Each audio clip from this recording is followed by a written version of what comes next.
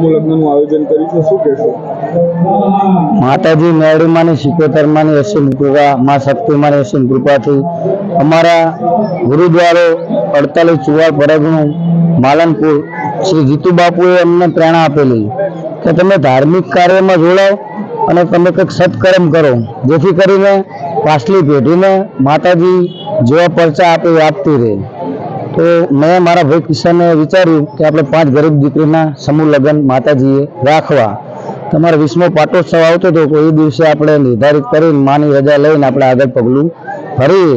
પછી એમને નિર્ણય કર્યો, નક્કી કર્યું. પછી ગામવાળા બધા ગ્રામજનોને ભેગા મળી અને અમે ચર્ચા કરી, મિટિંગ કરી. ગામવાળાએ ખૂબ સપોર્ટ કર્યો, ગામવાળાએ સાથ સહકાર સારો આપ્યો અને માતાજીની અસીમ કૃપાથી 3 રાવળ સમાજની દીકરી, 2 ઠાકોર સમાજની, જેની કોઈ પરિસ્થિતિ નથી એવી દીકરીઓ અમે લીધી અને માએ પ્રસંગ રંગે ચંગે પાર પડાયો. અને માના આશીર્વાદ કે સદાય આવા અમારા હાથે કામ કરાવતી રહે. ભુવાજી, આજે જે આયોજન કરવામાં આવ્યું છે અમને દીકરીઓને કરિયાવરમાં આપવામાં આવ્યું છે, શું કહેશો? કરિયાવરમાં દીકરીઓને દાતાઓ છે. અમાય કડીથી આપણે વૈશાલીબેન હતા, પછી અમારા ભોજનના દાતા અમારા નિલેશભાઈ ભટ્ટ નદાણ, એમના સાથીદારો અને બધાનો સાથ સપોર્ટ મળીને આપણે આ કામ કર્યું છે. અને માતાજીને એક જ પ્રાર્થના કરી કે સદાયના માટે અમારા હાથે આવું સત્કામ કરાવે.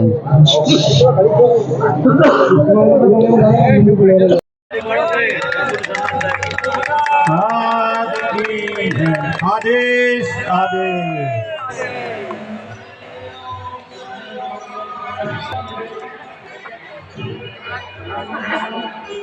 ચાલો ઉઠાડીને સંસદમાં કરી રહ્યા છે.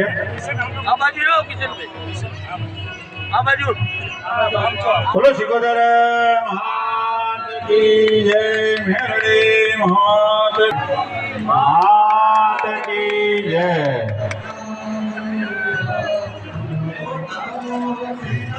ભાભીઓ આશીર્વચન આપ્યા. આપણું આ પરમાર્થનું કામ નિર્વિઘ્ન પૂરું થાય અને સૌના જીવનમાં પ્રેમ ને ભક્તિ વધે.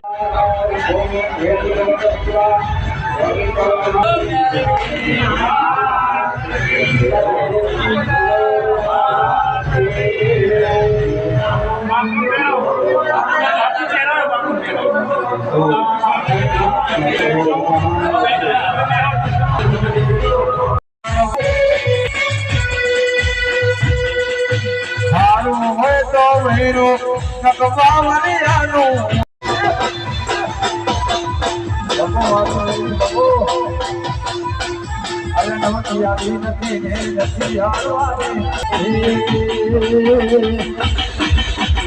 અમારી ચર્ચા